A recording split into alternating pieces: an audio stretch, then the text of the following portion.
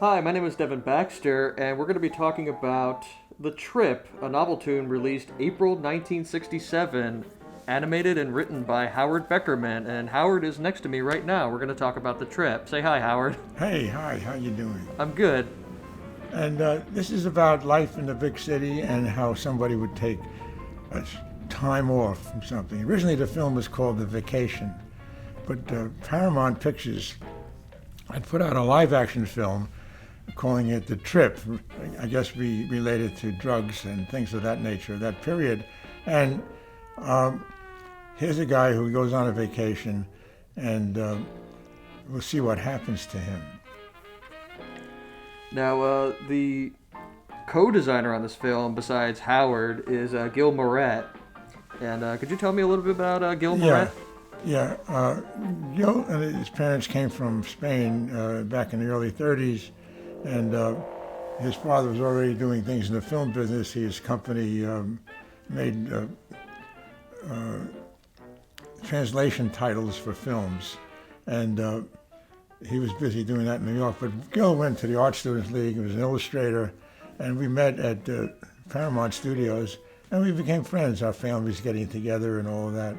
So he gets credit for designing a lot of the city scenes and that kind of thing. But the characters I designed, and I had a story, and I really know when I first started, I didn't know how I was going to end it, because I thought maybe the guy, he falls overboard and gets to this island, and maybe he stays there and gets away from the humdrum or busy city scene and the boring job, and he stays on the island. But I didn't have an ending until I realized later on something very important about the story, and something you really have to know when you're writing something like this.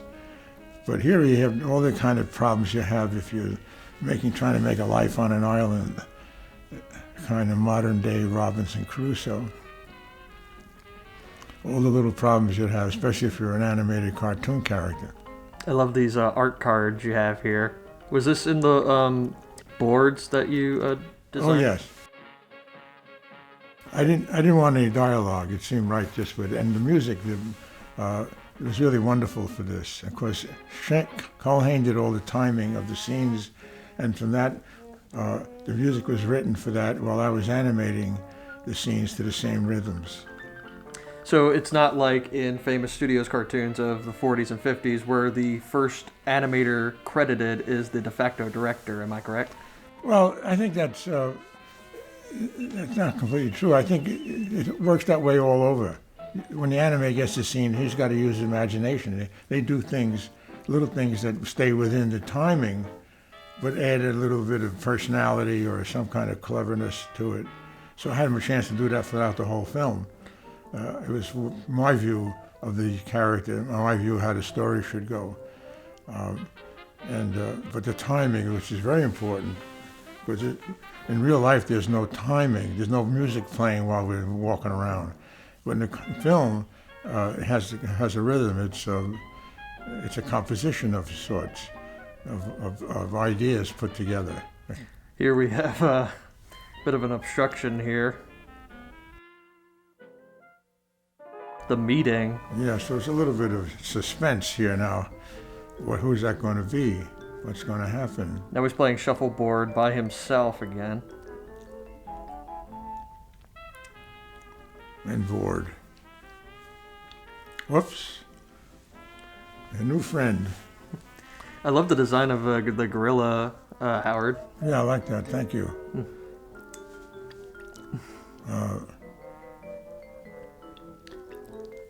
He shows him how to do it. And of course, he does the wrong thing. And we replay the idea of the bananas. How did Paramount react to this short? Because in Colhane's book, they were kind of not so receptive to these new Noveltoons you guys were doing. Well, I don't know, but I'm sure it was the same thing. As long as they got the film done, they didn't really care about that. They were more concerned about live action stars and being part of all that. The cartoon was sort of a necessary thing that the audience expected. What about when you previewed it at the studio? Did they love it? Oh yeah, yeah. It is a very nice story, even for the time. It's a very unique film. Well, it's the kind of thing I enjoy doing. This was not a normal film for them, I think. It was what Carl Hain wanted was something different, and after he did some on his own that fell into that category as something a little different.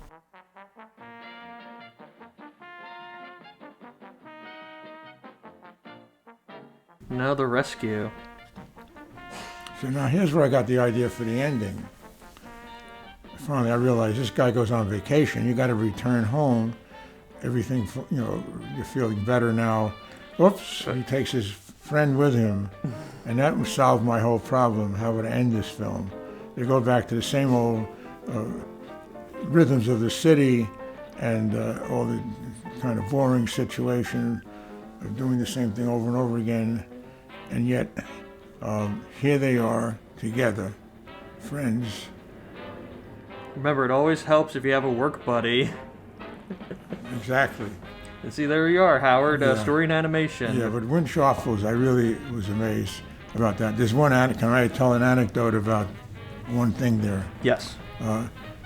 They recorded it at night. They get the musicians, at night they're a little easier to get them at night and probably cheaper to get them there. And they recorded the music.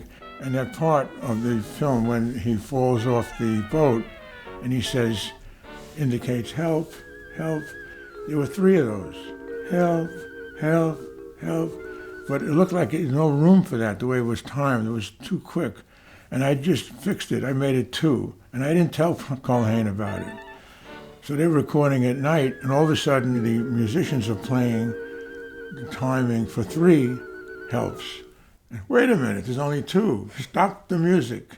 They had to sit down and rewrite the bar sheets for the music. And I got held the next day for that, but it stayed in. They weren't going to change it. But I do think it was a little too tight to do 3 in that timing. I should have told Carl Hain, I didn't. So you learn. You learn a lot on this.